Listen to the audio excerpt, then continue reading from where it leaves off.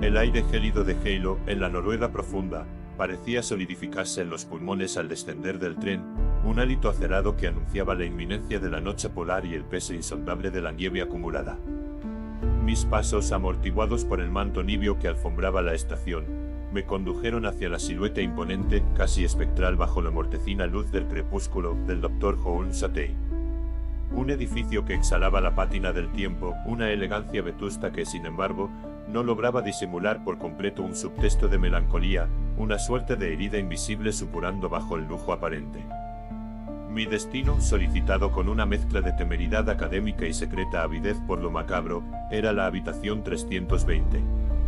Una nomenclatura anodina, casi burocrática, que resonaba en los corredores de la leyenda local con los ecos fúnebres de una tragedia acontecida en 1926. Una historia susurrada sobre una joven desposada y un lazo corredizo en la soledad del desván. Mi nombre, Lázaro Altolaguirre, catedrático emérito de Historia de las Mentalidades y Folclore Europeo, podría sugerir una predisposición a la credulidad, nada más lejos de la verdad. Me definía un escepticismo profesional que pugnaba, he de admitirlo, con una morbosa curiosidad por las arquitecturas psicológicas del miedo colectivo, por esos relatos que se adhieren a ciertos lugares como la hiedra a los muros centenarios. El Dr. Hoorn-Satey, con su fama de epicentro paranormal, constituía un espécimen fascinante para mi estudio. La habitación 320, epicentro de la Conseja, era el laboratorio perfecto. Al franquear su umbral, tras un solícito botones que parecía rehuir mi mirada, me recibió una estancia amplia, decorada con un busto exquisito pero anticuado, muebles de maderas nobles, tapices opulentos y una ventana que enmarcaba un paisaje de blancura inmaculada y sobrecogedora.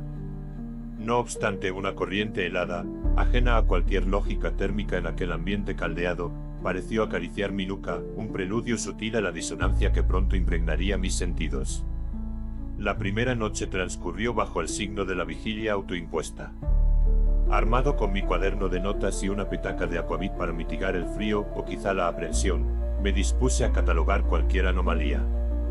El silencio no era tal, sino un lienzo sobre el que se pincelaban susurros acústicos apenas perceptibles, el crujido pertinaz de la madera, como si la estructura misma del hotel respirase con dificultad bajo el peso de sus años y sus secretos. Un levísimo golpeteo en los cristales de la ventana, que atribuía la ventisca exterior, aunque carecía del furor esperado.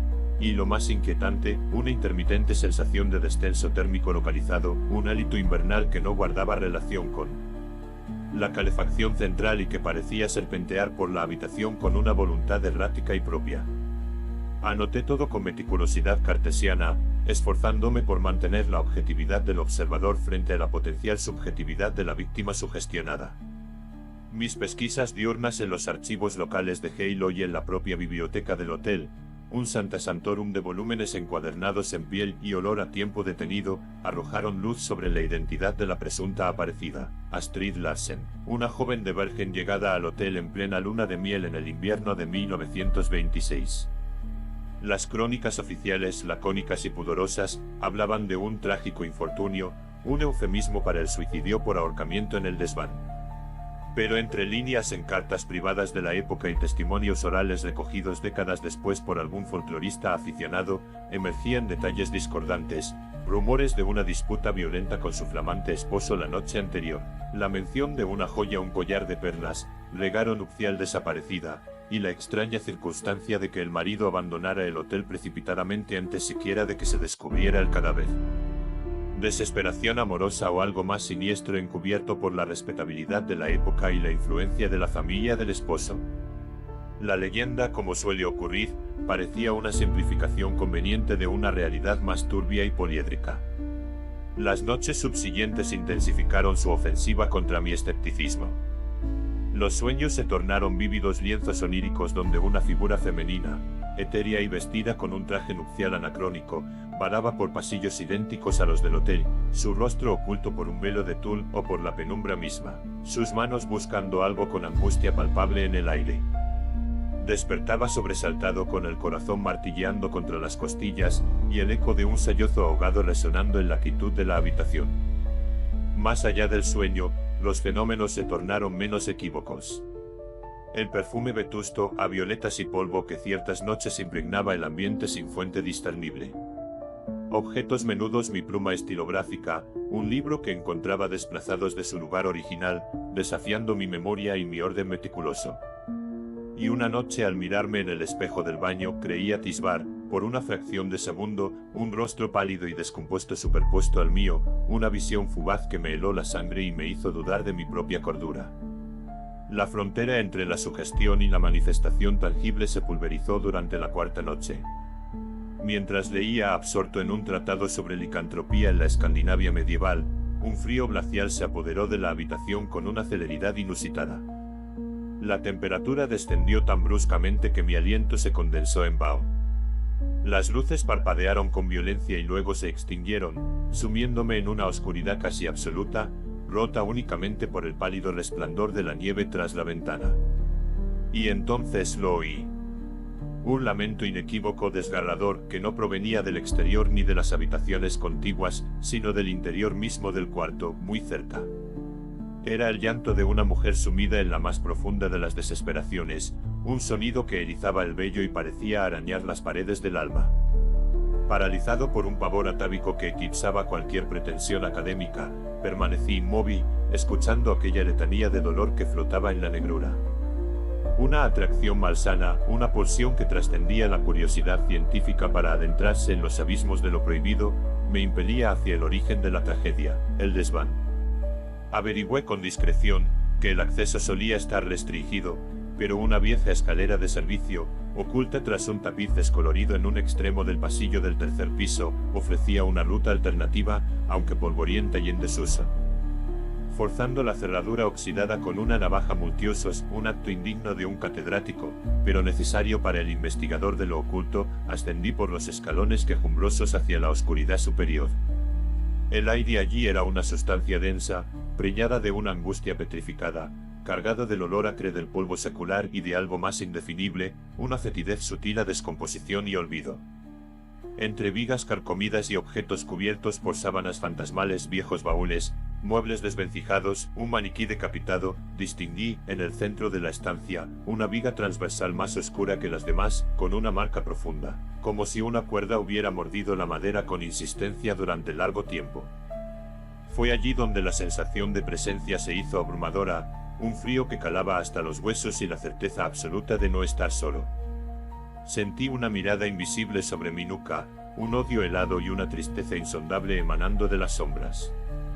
Regresé a la habitación 320 sintiéndome profanador y a la vez extrañamente conectado con el núcleo del misterio. Aquella noche la habitación desató su esencia. No hubo sutilezas. El lamento regresó, pero esta vez acompañado por una manifestación visual. En el rincón más oscuro, donde la luz de la luna no llegaba, una forma comenzó a condensarse, un contorno vagamente humano que parecía tejido con la propia oscuridad y jirones de niebla. No tenía rostro definido, pero la postura era la de una sumisión absoluta, la cabeza ladeada de forma antinatural, como si el cuello estuviera roto. Un frío pavoroso me atenazó, pero fue la oleada de emociones que me invadió lo que casi me quiebra. Una desesperación tan vasta como el paisaje nevado exterior, una sensación de traición infinita, y una ira gélida y concentrada. No era ya un eco sino la presencia corpórea de la desesperación de Astrid Larsen, reviviendo eternamente su último instante o quizá, buscando algo, justicia, su collar perdido, paz, que le fue arrebatado junto con la vida. Sentí sus dedos espectrales rozar mi brazo, un contacto más frío que el hielo, y un susurro llegó a mi oído, no con palabras, sino con la pura esencia del sufrimiento: ayúdame y encuéntralo. El terror me hizo perder el conocimiento, o tal vez fue un mecanismo de defensa de mi mente ante aquello que no podía procesar. Abandoné aquel cubículo de pesadilla al alba. El viaje de regreso fue un tránsito silencioso a través de paisajes blancos que ya no me parecían hermosos, sino mortalmente indiferentes. El historiador había sido suplantado por el testigo aterrado, el académico por el hombre que había atisbado el abismo y sentido su aliento gélido.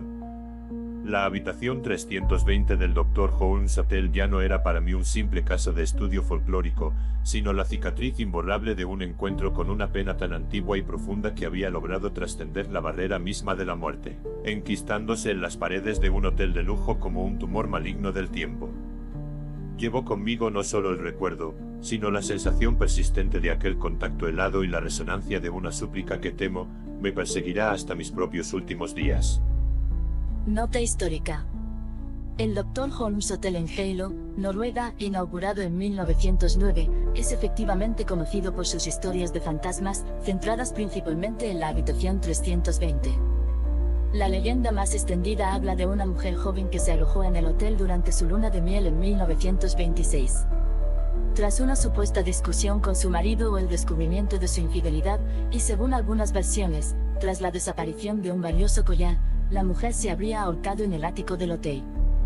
Desde entonces su espíritu, a menudo identificado como Astrid, se dice que frecuenta la habitación 320, lugar donde se alojaba o que está conectada energéticamente con el ático. Los fenómenos reportados incluyen susurros, llantos, figuras espectrales, objetos que se mueven solos, fluctuaciones de temperatura y la sensación de una presencia invisible. Aunque los detalles varían ligeramente entre fuentes, algunas sitúan el suceso en 1927, la esencia de la historia sobre la novia desdichada y la habitación 320 es un elemento recurrente en el folclore asociado al hotel, convirtiéndolo en un destino popular para los interesados en lo paranormal. La dirección del hotel ha reconocido la leyenda e incluso la utiliza como parte de su atractivo histórico y misterioso.